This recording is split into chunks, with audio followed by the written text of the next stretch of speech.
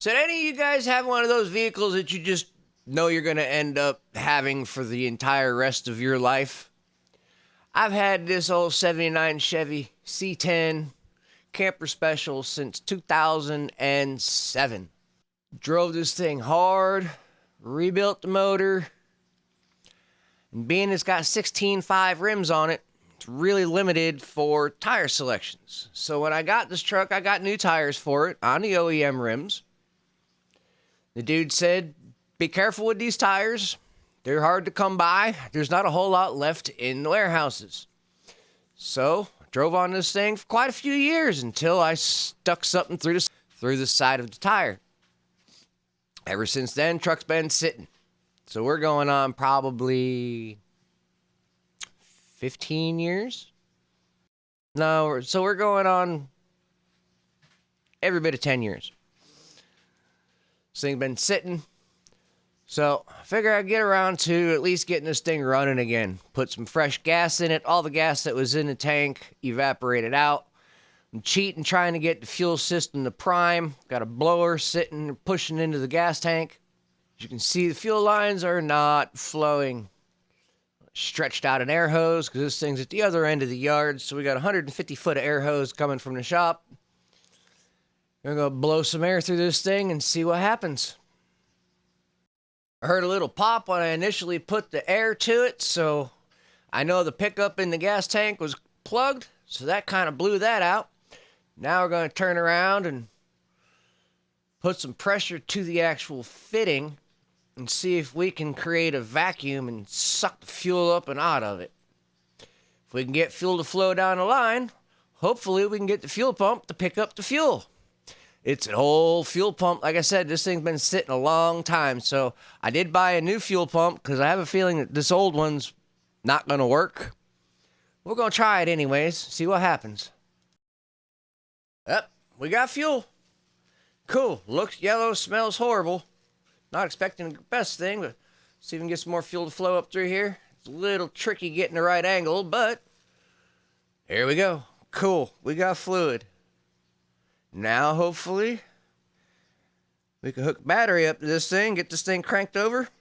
No, I have not cleaned the carburetor. It's still got God only knows what's in it. Have not pulled it apart at all. It's still on the truck. I've done nothing to this thing. I checked it to make sure that it's still got oil. It's got coolant.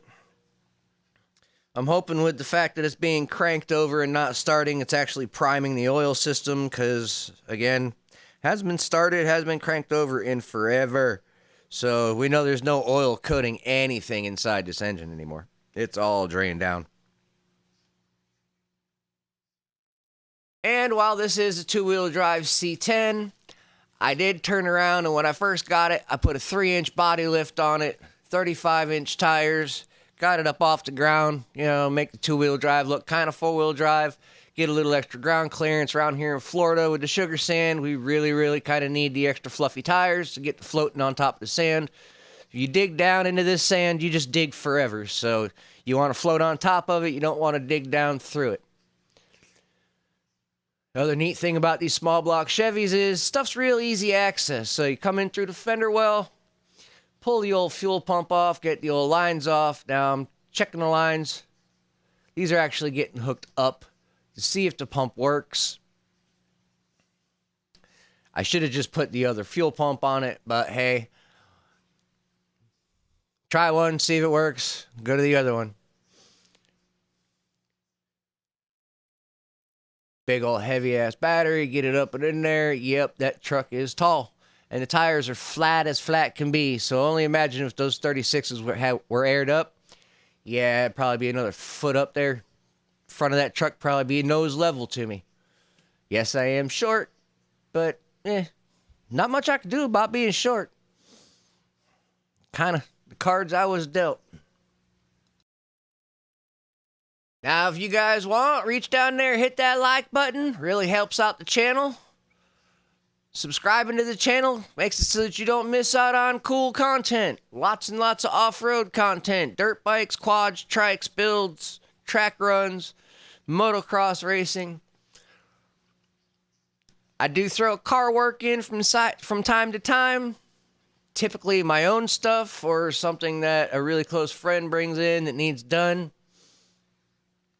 I try and push as many cars away as possible because I really don't like working on them anymore. It was a time and a place. That time and place is gone. You can call me a prima donna all you want. Tired of getting dirty, dirty, dirty. It's another reason I don't work on UTVs and utilities. Nobody believes in giving utilities a bath.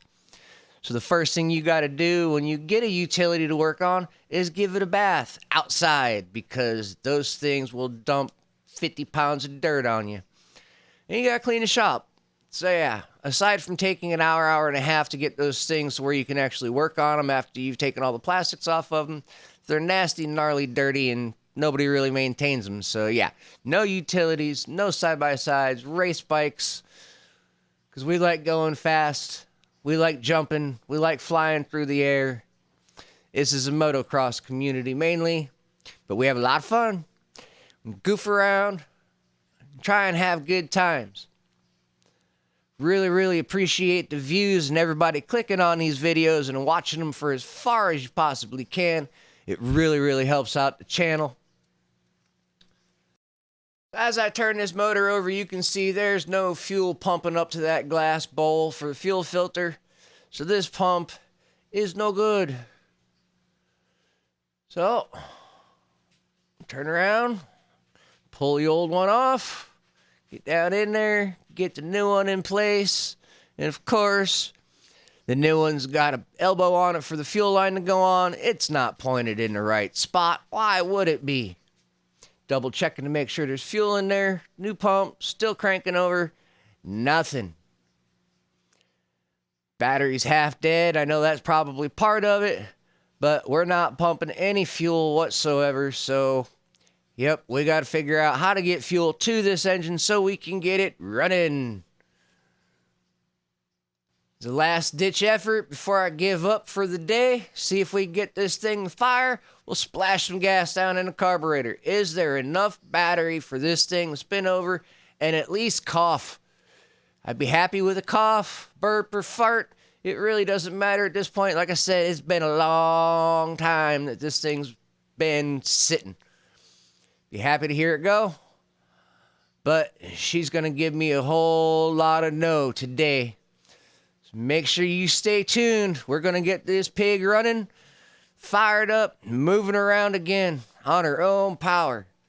This is one of the few projects we've got for this year. The Warrior trike's in. Got stuff coming for a big lifted big red. And the Eclipse might even get some work. So make sure you're tuned in for everything. I'll see y'all on the flip side.